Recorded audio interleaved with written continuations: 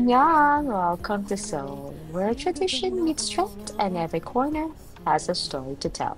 I'm taking you through vibrant streets, hidden gems, mouth-watering eats, and all the K-culture magic you have been dreaming of. This isn't it just a trip. This is an adventure. So get ready because Seoul is calling, and I'm definitely answering in style. Let's dive into Seoul together, one Uy, hindi ako makapag-picture unforgettable dyan. Ang difference, wala moment kasing ganun din. at a time. Escalator. So, parang...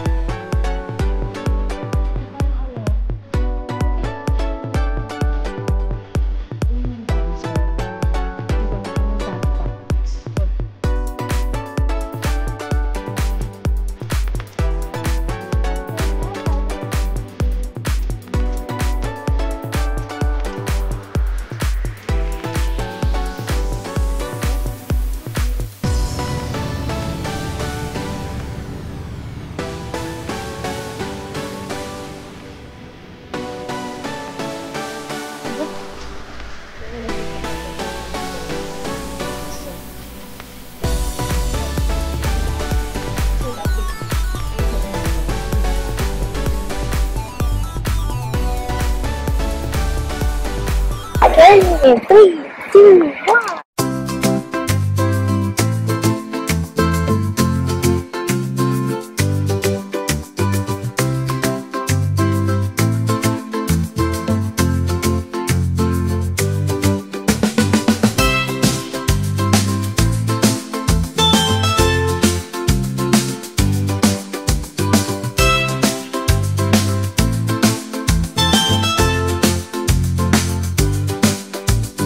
Hey, good morning guys! It's our third day here in Korea. So, yesterday or last night, hindi na ako masyadong nakapag-vlog. Kasi nawalan din ako ng gana dahil ang dami ko na tumuloy. Putik na budol ako ng skincare sa Myeong. Papunta tayo ng Gangnam. By the way, it's 12:20 p.m. na. So, I asked ChatGPT kung alin yung mas magandang unahin kasi 12 noon na. And according to its suggestion, mas okay unahin ngayon yung Gangnam kasi konti lang yung tao dahil it's a business district. So, mamaya pa siya magiging crowded ng hapon. And then I can also try the Korean barbecue there. Yun yung tawag sa samgyupsal nila. So, natry ako ng samgyupsal based on my experience. Hindi siya nag-a-appear. Ang uma-appear sa kanya is Korean barbecue. So, may suggested siya doon, napuntahan ko daw, na famous sa Korean barbecue nila. So, anyway, ayun nga. Habang nililibot ko kayo. So, kahapon, nakakaloka kasi sabi ko, hindi ako mamimili. Tapos, biglang ang ending ko, naku 120,000 won ako sa skincare. Nung kinonvert ko, nasa 5,600 or 5,800 pote. Kasi sabi ko, hindi ako mamimili kasi nanghihinayang pa ako. Namili ako ng mga groceries sa Harmony Supermarket. Ang total ko, 65,000 won. Sabi ko, shit, naka 2,500 na ako. Tapos, wala ako na almost 5,000 sa skincare. But, I'm just thinking na ako rin naman ang magbe-benefit nito. Eventually, kasi kailangan ko ng skincare and such. And besides, mas gugustuhin ko na bumili ng skincare kasi sa magpabelo. Kasi mas mahal magpabelo, diba? So, ngayon, tatawid tayo papuntang Line 3. Ayan ang Naver map. Parang natatandaan ko ito rin kasi yung dinaanan ko kahapon.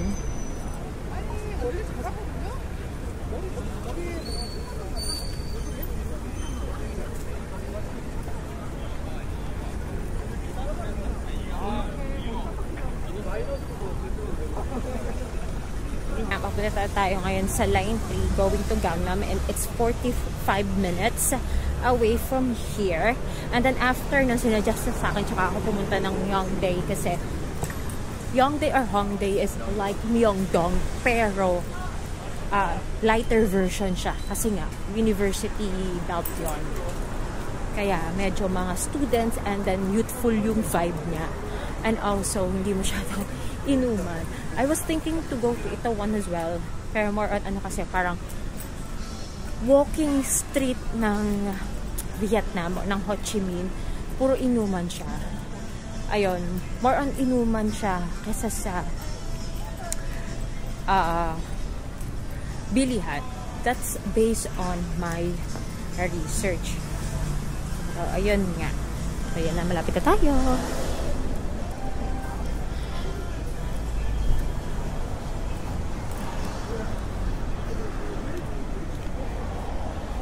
Ito, dito din ako bumaba kahapon.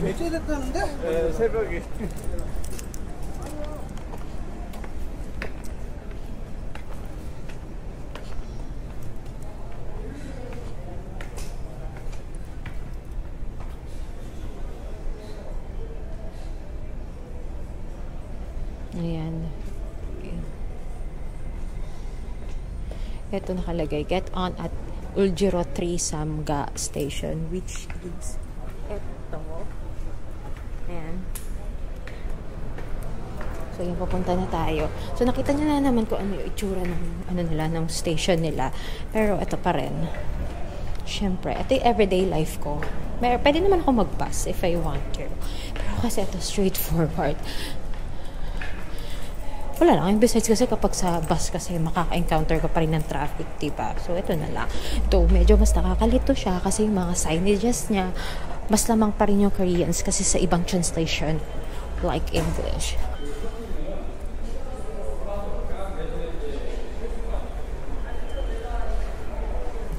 Ayan naman siya. Tama siya. Line 3.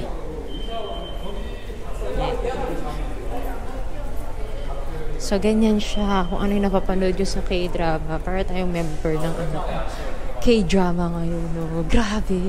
Oh, parang di pa rin nagsisink in sa akin na dito ako sa Korea. At basta lang din nagsisink in sa akin na nakagastos ako ng 6,000.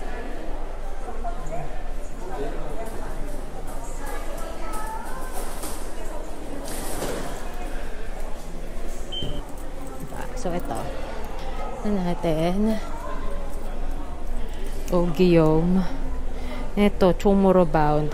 Ogium. Ito, so dito tayo, Chungmuro. Ogium. Medyo nakukuha ko na siya noong una kasi confusing. Ogium. Ayan, Ogium. Chungmuro Station. So, dito. So, siguro dito. Anyway. Pareho lang din naman yan.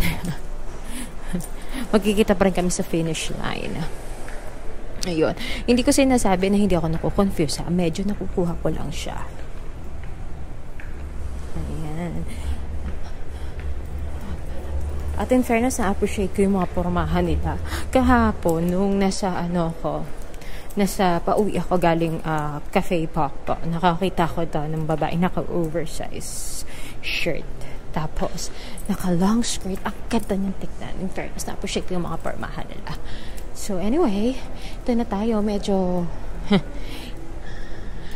ayaw ata nila ng mga ganito. Kasi tumitingin sila sa akin kapag nagano ko. So, yung medyo ano tayo. Anyway, ay, ang gaganda. Oh. Parang totoo ba? 900 lang to. Magkano 900? 7. 9. Ang ganda! Pero medyo mahal to kasi 1,000. So, pag 1,000 is 45, no? Not bad. Oh, 2,000. So, bali 100. Kaya na, diba? Yan yung mga pormahan nila. Ayun, naririnig nyo ba yung tumutunog na yon? Ibig sabihin parating na yung tray.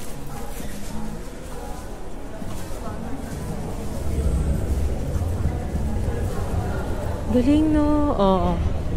Uy, 15,000. Pangkain ko na ng samyup yan. Ito ang outfit natin, no?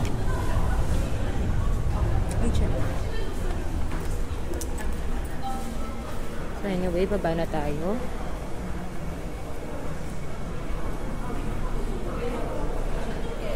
So, dito tayo.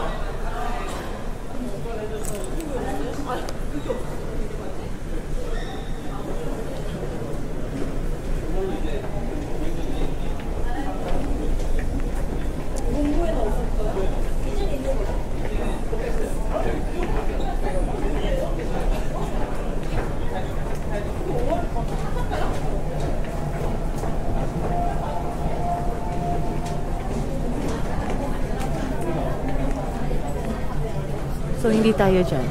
Kasi yung araw pa ganun. So, dito tayo. Kasi pag ganun siya, Chomoro.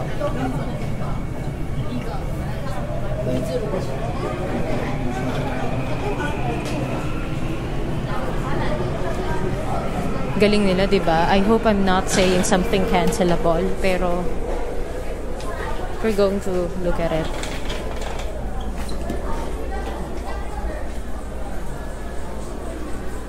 Oh, may pinto silang ganyan, oh. Bago ka makarating sa, train mismo. So, bubukas yan, tapos bubukas ulit yung pintuan ng train, diba? Which is yun yung wala sa atin. Kaya, hindi mo talaga maiiwasan na merong mga tumatalon sa MRT or LRT station natin eh. Kasi walang ganyan. Pero ang tax natin, sobrang laki. Diba? Nakakaloka.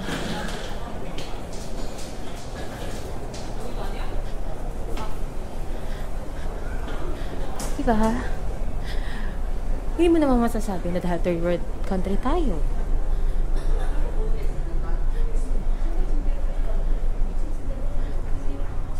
Kasi ang Thailand, ganyan din. May ganyan sila bago ka makasakay. Diba? Well, sa Taiwan, no? Yan, talaga may ganyan din. At saka sa Hong Kong, at saka I can't remember kung sa Malaysia, but ayun nga, sa Thailand meron din ganyan, diba? So, sa atin, ang mahal-mahal ng tax. Pero, alam nyo na ako saan napupunta. Charot. Anyway, ayun na. Malapit tayong sumakay. And, I'll see you guys. Ciao! And we are finally here at Starfield COEX Mall. Pero talagang pinunta natin dito ay ang Gangnam Style. Ayan. Pero para din kumain. Siyempre nagugutom na ako. Ayan. Ayun, may patugtog sila ng Gangnam Style. Alam mo, nakakaasar lang, no? Kasi, nag-metro ko. Tapos, after, nung nag-metro ako, hindi mabasa ni Naver Map yung mga nilalagay kong location where I can eat samyupsal. So, ang nangyari, I just gave up. And then, nung pinin ko yung COEX Mall, ang layo pala doon sa location ko. So, it will take me 45 to 55 minute walk. So, ang easiest is to ride a bus and it will just take you 13 to 15 minute ride. It depends upon the traffic situation. So, now, eto na tayo. And, we're here. Gangnam Style. So, there. So, pasok muna tayo sa loob at kain. Alright? Kita, no-brand burger. Akala ko tong no-brand burger na to. Ito yung parang no-brand sa atin. Pero mukhang iba siya. So, mamaya na lang tayo mag-picture dun sa Gangnam Style, of course. Ito, ang Starfield. Mas malaki to kasi dun sa isa sa Suwon. But the difference is less crowded doon. Pero ito, itatry natin to. Pero tingnan muna natin itong Devil's Tour. Kasi I'm really craving for some meat. Diba? Let's see. Okay.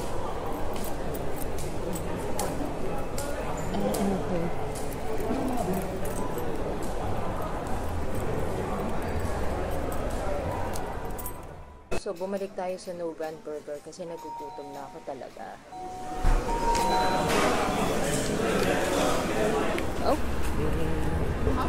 Alright, gusto tayong kumain.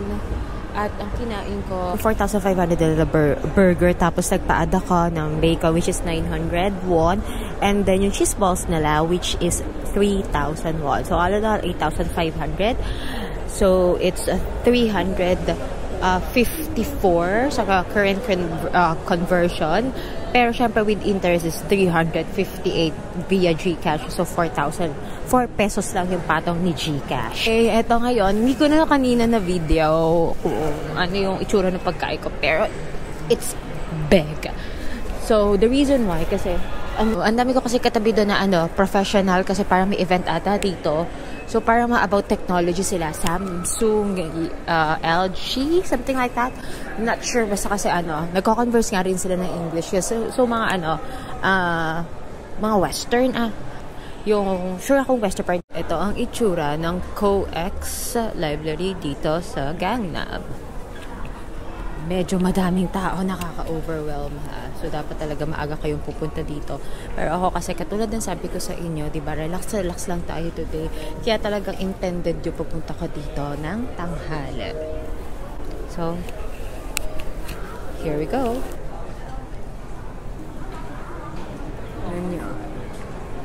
So, since nakapunta na ako dun sa isa, parang hindi na big deal sa akin kung hindi ako magkaroon ng picture dyan. Ang difference ang wala kasing ganun dun. Escalator. So, parang hindi na siya... So, parang ang difference lang kasi is yung sa Suwon, wala siyang escalator na gano'n. Wala siyang ganyan. Wala siyang ganyan. Talagang stairs. Nevertheless, yung feel niya as library, nakuha pa rin niya. Wala lang din ganon. Pero atoy pa rin.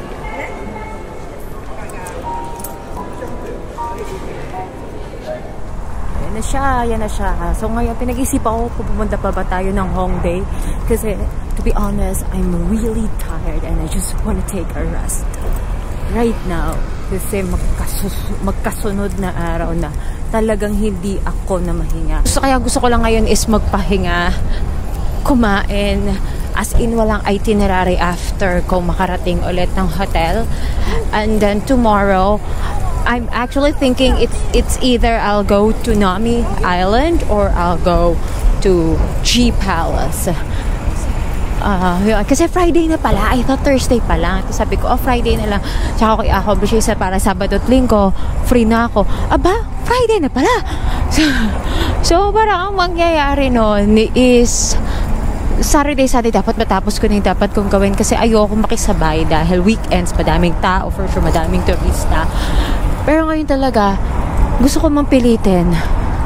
Papagod ako, gusto ko talaga magpahinga. Kasi syempre parang ayoko namang pilitin yung sarili ko. Mahirap magkasakit. Kasi you're not gonna have fun if you're sick, right? Sayang yung plane ticket, sayang yung mga binayad mo. Then suddenly magkakasakit ka lang pala. So, better yet, magpahinga, di ba? So anyway, ayan, tawid na tayo. Pabalik na tayo ng Myeongdong. Dito 6-minute walk.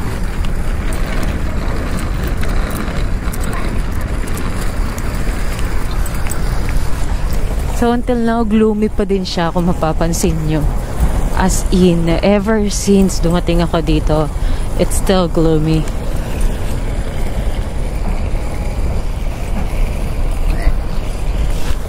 So, how will I describe Gangnam?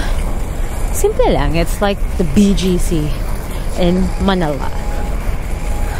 Here. So, as you can see, trade tower nila. Very nice. Diba?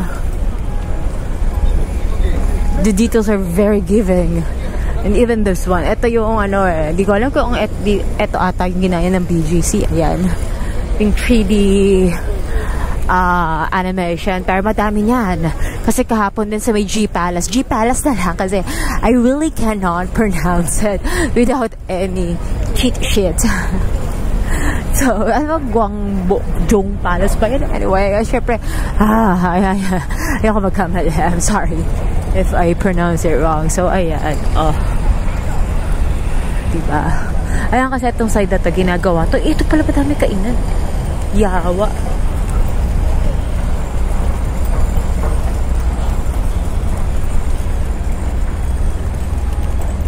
Parang dito puro co-ex to. Parang siguro ito yung Mega World, ganon.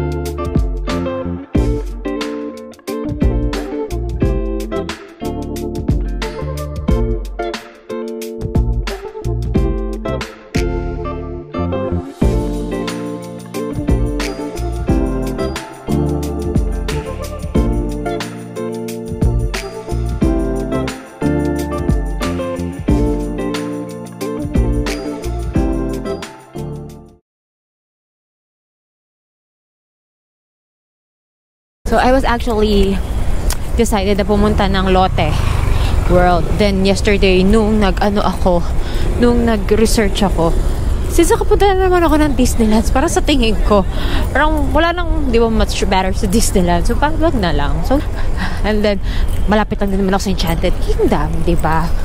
So, sabi ko, ay, sige na nga, wag na, skip na lang natin yon. Pahinga na lang. So, I actually woke up around 8 a.m. But still, I decided to stay on the bed. So, 8 o'clock, gising na ako. Pero bumangon ako ng 11:30.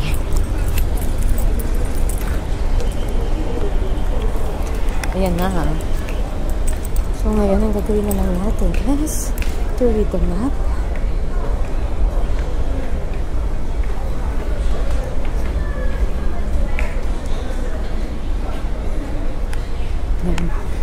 So, yun, mamaya na lang ulit, guys, ha? Bye! So, the station will be Samsung Station. I think it's Samsung. Okay, guys, so nadidito tayo ulit ngayon sa Myeongdong. At ipapakita ko ngayon sa inyo ang itsura ng Myeongdong pag hindi pa gabi. Yun yung Korean barbecue na sinasabi ko sa inyo. Kaso nga ako nakikita kaya parang ayoko. Pero tingnan natin muna yung Hongbar. So, yun yung Daiso. Hindi ko alam kung handa na ba ako explore. Pero pagod na ako.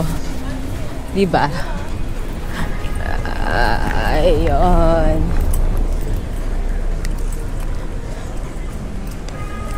So, ayan, Cat Cafe. Ito sinasabi nilang Cat Cafe. Okay, ayoko pa rin. So, yun yung mga makikita nyo. Yan yung Mega Coffee, big size. Yan ang naku-curious ako kung ano ba yan kasi lagi ko nakikita.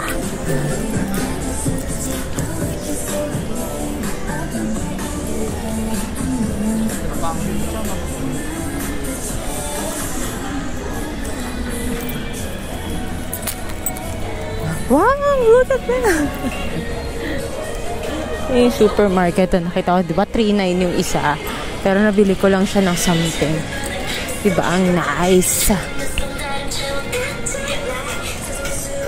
Eto, pinag-iisip ako pa kung kailan ako bibili. Pero more likely, yes, bibili ako niyan. Kasi parang yan na ibibigay ko kay Gino. Pag hindi ako nakakita ng cup, sabi niya kasi gusto daw niya ng cup eh. Sige, tignan natin.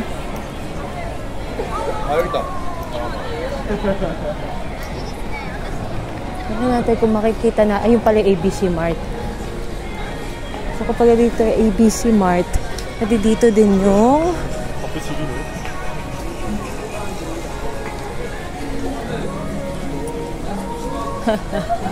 ang cute. Oh. Alam niyo na. Kaya to? Patingin tayo.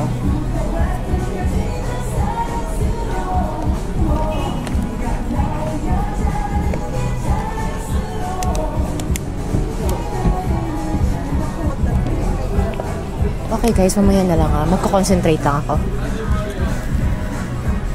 Dali guys, natuntun ko na ang unlimited samyupsal dito sa Myeongdong.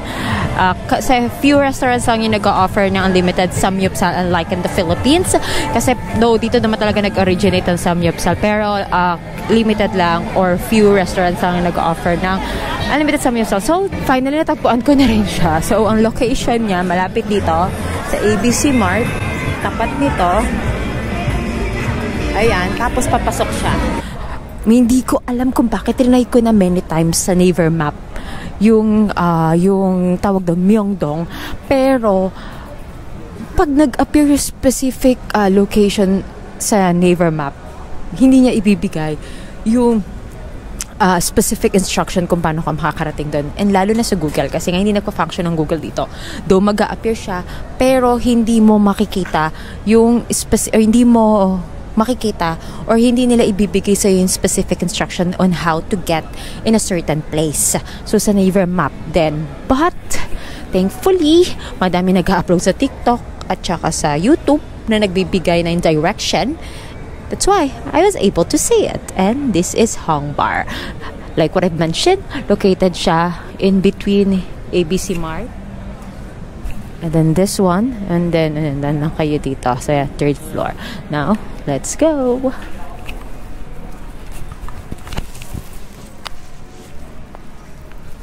Hong bar, third floor, shabu-shabu. So, ngayon pupunta na tayo. Ayan, Hong bar. Weekday talaga? 10,900. Oh, so it's 11 to 10.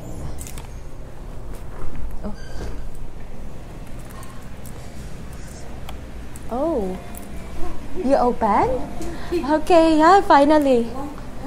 Yeah, just one. So these are the food. And, yes, menu. Unlimited. Unlimited barbecue. Yeah. Barbecue, one person edition. Okay, okay.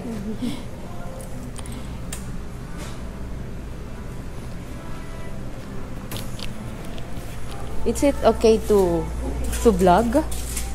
So, ito siya. O, kukuha ka dito ng mga options. Ito, may mga side dish din sila. So, luckily, I'm the only one here as of the moment. Ayan. Ayan. So, mga soup sila. Ayan. So, guys, 19,800. Pag dalawa kayo. Pero pag isa, plus 3,000. I don't know, pero that's how it works here. So, yeah, kain na tayo. So, guys, ako dito ko ng Pilipina. Kasi kapag solo ka lang, 90,000 ang babayaran mo plus 3,000. Ngayon, since tingnan ito, Pilipina na solo lang din siya, nagsama na lang kami para hindi na kami magbayad ng additional 3,000 each. So, yeah, ang bayaran lang namin is 39,600. Madami na nga kami at mostly din ng mga dito na dumating Pinoy, kaya padami kami ng padami. Siguro 3 table kami dito, puro Pinoy. Diba? Nakakatuwa. Yan, nakain namin. And mostly ang napansin ko lang dito is walang flavorings or seasoning yung mga meat. Hindi katulad sa atin. Nevertheless, masarap yung meat kahit walang seasoning or flavor na nilagay. At sobrang lambot. Kaya siguro ito sinasabi nila na kaya medyo expensive dito kasi nga authentic yung meat. Ayan, siya yung kasama ko.